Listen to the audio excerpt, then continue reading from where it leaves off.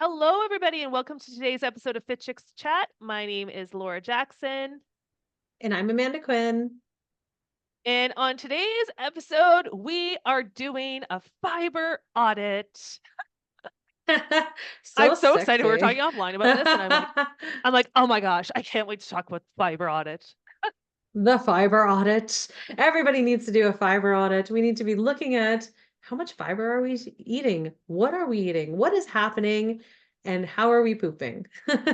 Yes. And it's so interesting how much I've been talking about poop lately. It's crazy, but it's one of the parts of health and nutrition that I think doesn't get enough airtime because it's kind of gross. But at the same time, like, we can know so much about what's going on inside of our bodies by our poop, but also Huh? there's so many things that happen if we're not pooping. So fiber, Yeah. of course, is one, not the only thing to do with going to the washroom. It's involved in so many other things too that we want to talk about, so many benefits. But I have just been having a lot of conversations, like I said, about digestive health and the benefits of when we actually are going to the bathroom, how many things that affects, whether it's our weight loss goals, our menopausal symptoms, all of these things. And so many people are not eating enough fiber. So I was like, how do we Hmm. start to encourage people to start to pay attention to their fiber consumption and start to incorporate more? And I came up with this concept of the fiber audit. So we're going to do one today.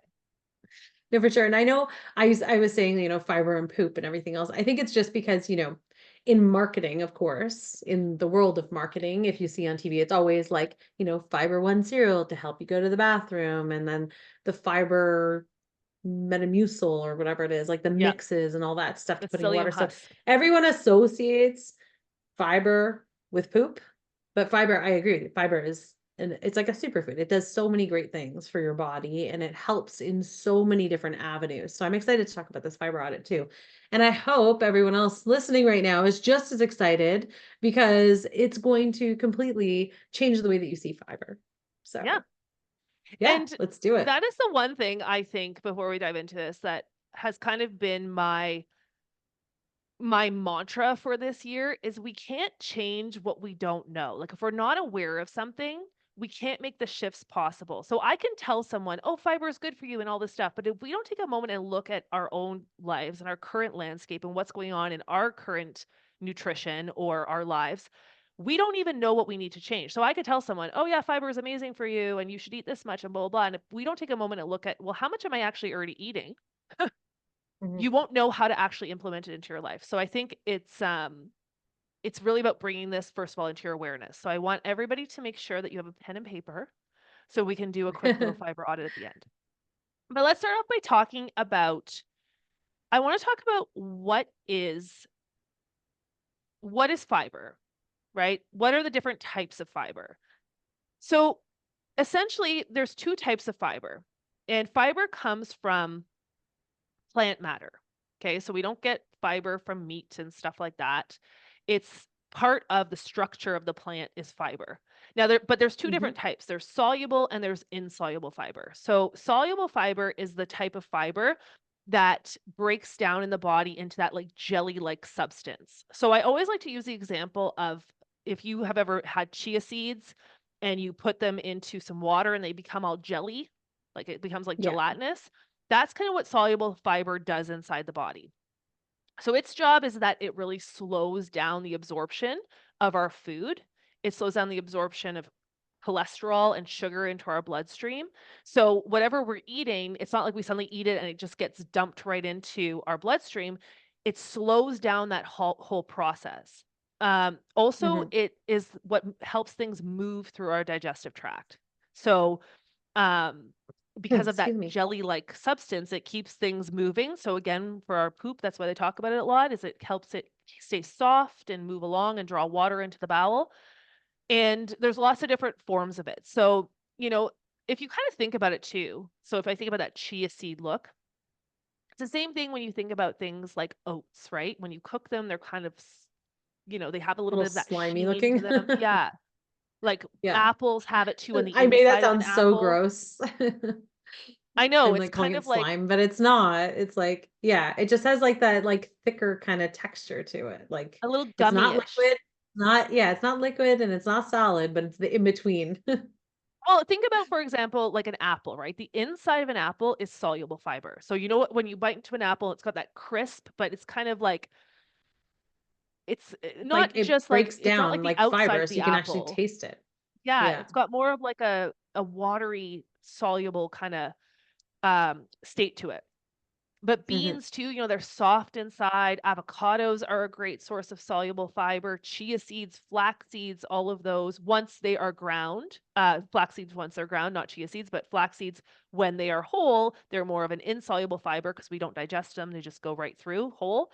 But when you grind them, again, if you add water, they become kind of jellyish. So that's soluble fiber. And you'll see this a lot too, which is why like heart health, they say oats are great for heart health or for balancing blood sugar and stuff like that. It's because of the soluble fiber that's in it.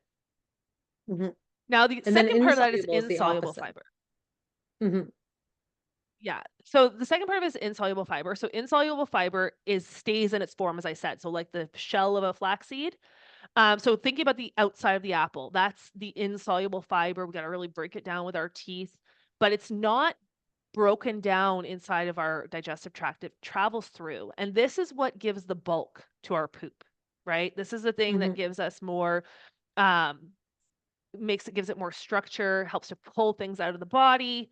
So things like, again, the skins of vegetables are a big one. A whole bunch of different nuts and seeds, different parts of them are insoluble fiber. So both of them are equally as important. They just kind of have different jobs. Hmm. So fiber is really important. Like I was saying, I said a couple of things, but it's really important when it comes to health, but also if you're looking for weight loss. So we talk about fiber a lot in our holistic nutrition weight loss coach certification. We also talk about a lot in our menopause coaching certificate program too, which I'll share a little bit about menopause after. But it has a lot of different jobs. So like Amanda, what is your relationship with fiber before we get into that? My relationship with fiber is it's a great relationship. It's a very loving one. I really try to focus on a lot of like high fiber foods and really getting them not only into my diet but all my family's diet too because I when I was younger, I used to deal with a lot of constipation when I was like a kid. And I just know how uncomfortable that is. And I just want to make sure that everything is just moving along constantly. So for me, it's really important. Plus, I've also noticed such a massive difference when like we talked about protein oftentimes on this podcast, but also if I don't eat high fiber foods with my meals or my snacks, I notice too that it doesn't feel like I'm like as full. I find like fibrous foods are like kind of like those volume foods, like they really help you to kind of feel full longer and have, especially when you're eating like a lot of greens and things like that too. So I don't know. I always try to be very aware of eating high fiber foods. I don't Well, take and that's the any like thing. fiber alternatives, like any kind of supplementation. I just eat it in my foods.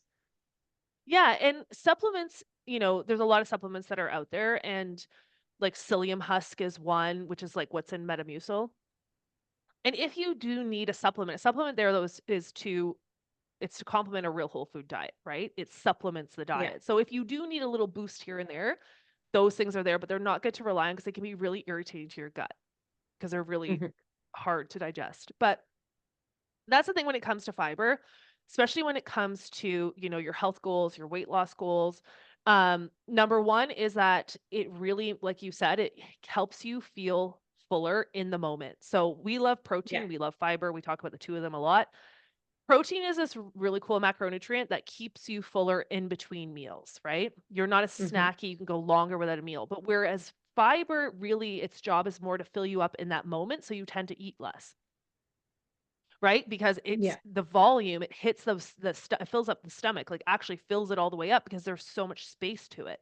So it's really good so you're not going to overeat, you're not going to consume too many calories, whereas if you're eating low fiber foods, you don't feel full, so you keep eating, right? So fiber Yeah. is like to me, I always think it's like it's a weight loss superfood. The other thing Totally. too It's is that totally about volume eating.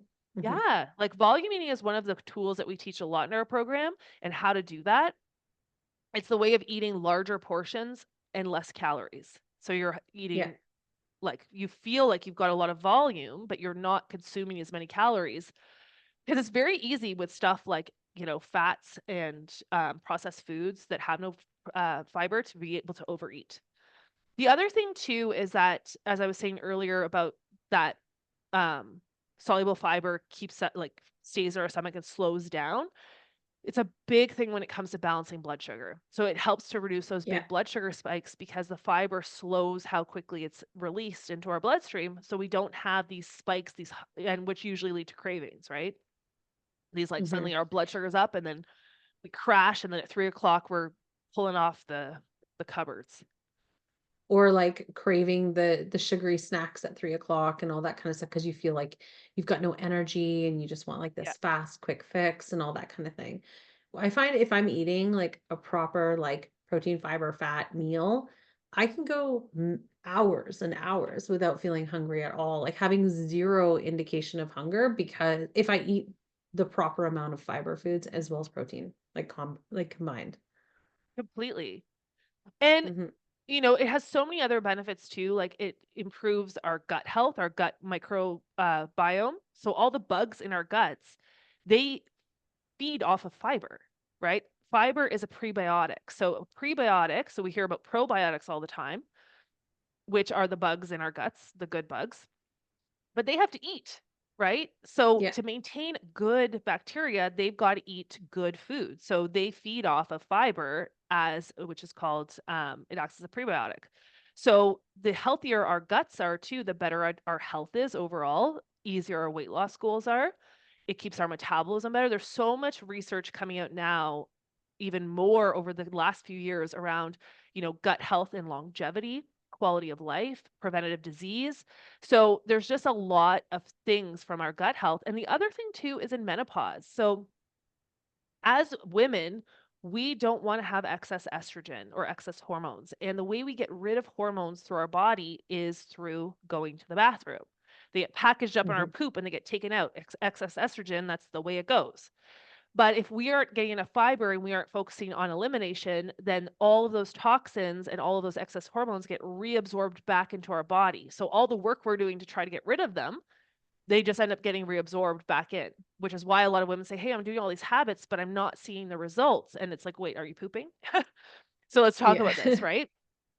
So if you're dealing with hot flashes and things like that, and you're not seeing, mood swings and really experiencing perimenopause or menopausal symptoms, fiber can be a huge help for those.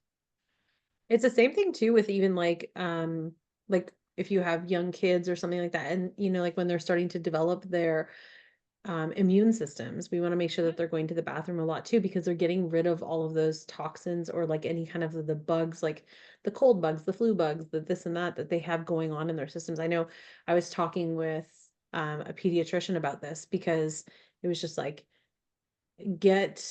try to have your child going to the bathroom at least twice a day when it's like cold and flu season and stuff like that because it'll just help to continue to eliminate any of those like cold bugs and stuff that they're picking up from putting toys in their mouth and and everything else in their nose and mouth when they're little. And I was just Well, like, oh, and it's crazy because like that's so smart because it is just laxatives getting are the rid of it. number one over the counter drug that's sold in That's North crazy. America. And because so many of us cannot go to the bathroom. So That's this crazy. is why this fiber audit is so important, and also because of all of these other benefits, right? If you are a coach and you're trying to support your clients' nutrition and get them to their weight loss goals, are they getting enough fiber? If you are trying to get your own weight loss goals, are you getting enough fiber? If you're menopausal and you're dealing with all these symptoms, are you getting enough fiber? So, which is why we're going to do a fiber audit. Yeah. So, I just want to add this into totally like sort of related, but like I just want to add into when I was speaking to that pediatrician, just for anyone who is maybe having like any bathroom issues or anything like that, and you think, oh, I'm just going to drink prune juice.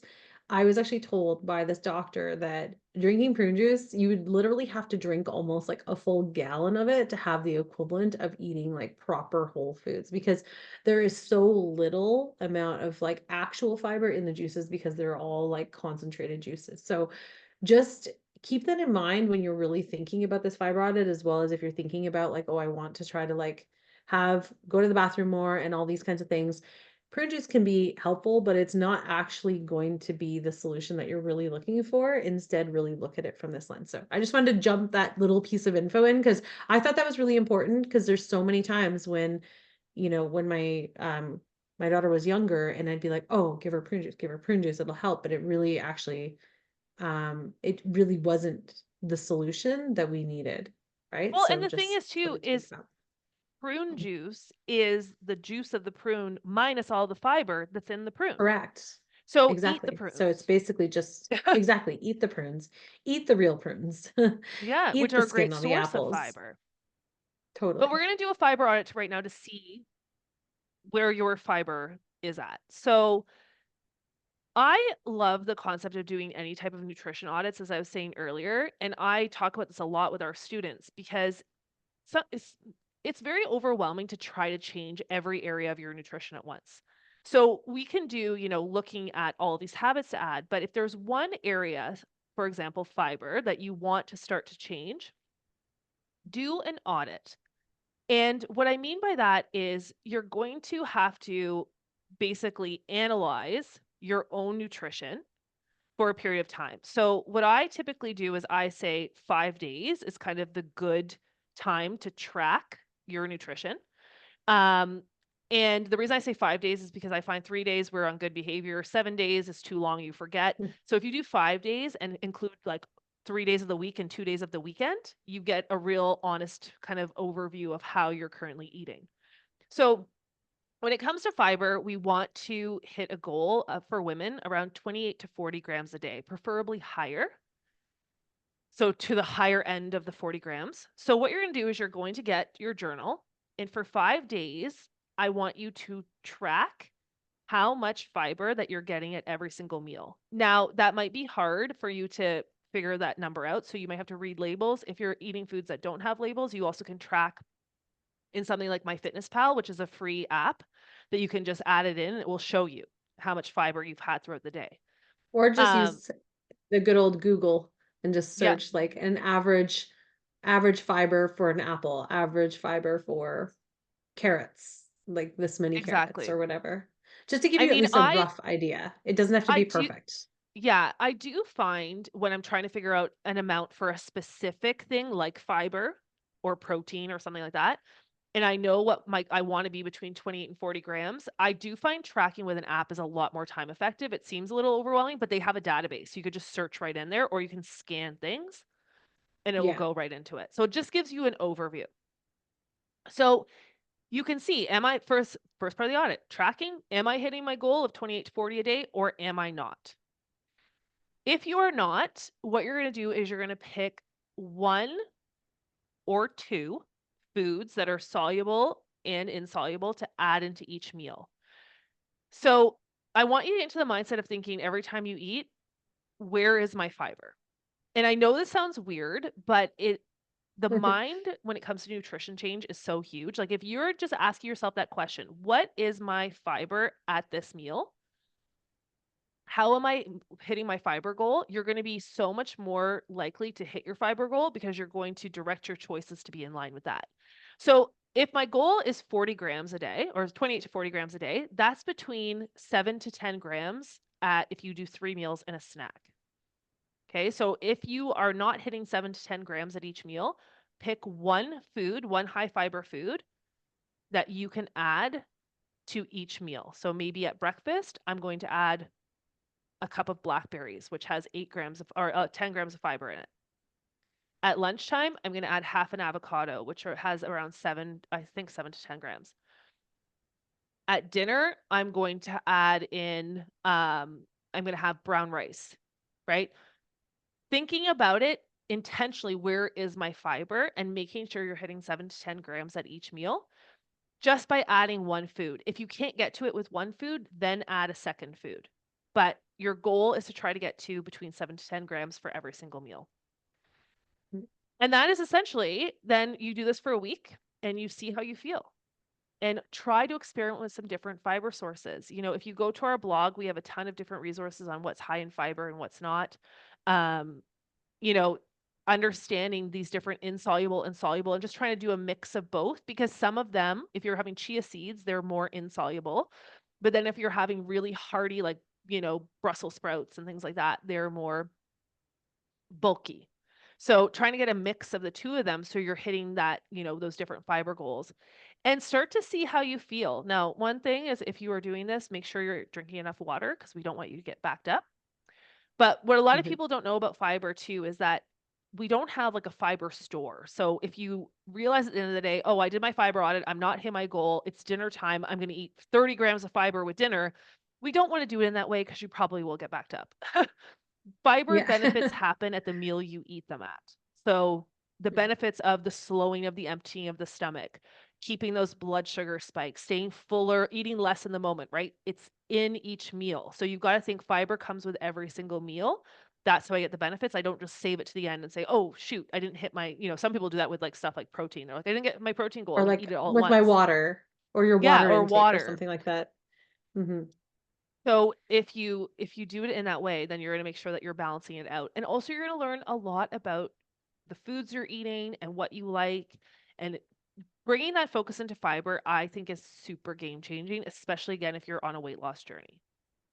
Yeah, and I think too, eventually it's just going to become so natural to you, right? Like if you start it now and you just start thinking, okay, every meal I just want to add a bit of fiber and I understand the different soluble and insoluble fiber foods, and I'm just going to make sure I add one of them in every meal, no problem.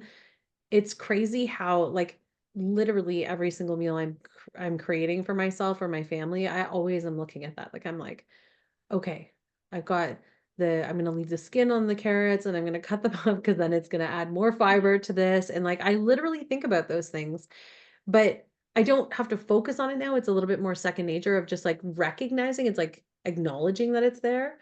In the beginning, it's gonna be more like, okay, what can I add? But eventually it's just gonna become like this real second nature process of just being like, this is how I cook this because then it's gonna have this benefit, right? And Yeah. it really is. It just makes it such a game changer for your nutrition. Yeah, and there are some foods that are really high in fiber. Like I gave you some with, blackberries, raspberries, apples are great, pears are great of both insoluble, soluble. Avocados are an amazing source of fiber. Most people think of them as fats. Any type of low glycemic vegetable, again, maybe not in one serving, but mixed in together with different varieties. And we want to have variety too because the bugs that are in our guts, they love to eat off this stuff and they like variety, right? It helps to build our immune system, it helps to build diversity in our microbiome, which makes us more resilient. So there's a lot of different things that are beneficial, but if you just even start, like I said, that's why I'm like pick one food. So if you picked raspberries, avocados, and apples, and we include those three things at each meal to try to boost up our fiber. If you're audited, if you're not getting enough, and even if too, let's say you're getting zero fiber, maybe your goal right away is not to get to 28. Maybe your goal is just to get to 10, and we'll Yeah. build from there. But the first step is to understand where you're currently at. And if you're eating a diet that's already highly packaged and highly processed, you probably are getting very little. If you're already eating a diet that is pretty, again, depending if you're eating more of a keto diet, a lot of people who are on the keto diet are not getting enough fiber. They have to take a fiber supplement because, of course, keto is really low carb and fiber is a part of carbohydrates, right? They're found in fruits and vegetables, nuts, seeds, legumes. Um, they're also found in whole grains, Oats. things like that. Yeah. So any plant matter. So it's just, it can be, you might not be hitting those goals. And I see that a lot, especially with the keto diet. There's a lot of people who aren't hitting because they're like, oh, I don't eat, or I just eat, protein for a snack. I don't have any fiber with it. I'm eating jerky or, nuts. Well, nuts are a good source, but you know what I mean? Like they're just having protein or fats as their snacks and they're not adding that in. So it definitely can be a challenge for some, but it will also help to increase your real whole food consumption as well. So go do a fiber audit. Let us know how you do. Let us know how you feel. You might feel a little full at Let the us know where beginning. you rate. Yeah. Let us know where you rate though. We're curious. We want to Yeah. know what's your number. But the goal is 7 to 10 grams a meal, total of 28 to 40 a day. If you don't hit that yet, don't worry. We're going to try to get there, one food at every meal for a week, and we'll build from there. Okay, everybody. That was our podcast for today. So if you want to learn more about holistic nutrition and weight loss coaching, make sure to check out our upcoming holistic nutrition weight loss coach certification. Our You can download the brochure at fitchixacademy.com. We have our upcoming session that is happening on May 27th is our next 8-week program. So if you want to get more information or grab your seat in that, you can check out our website or email us at info@fitchix.ca. And we will be back next week with another amazing rendition of Poop Talk. All Okay, everybody, right, have an bye amazing day, everyone. and we'll see you soon. Bye.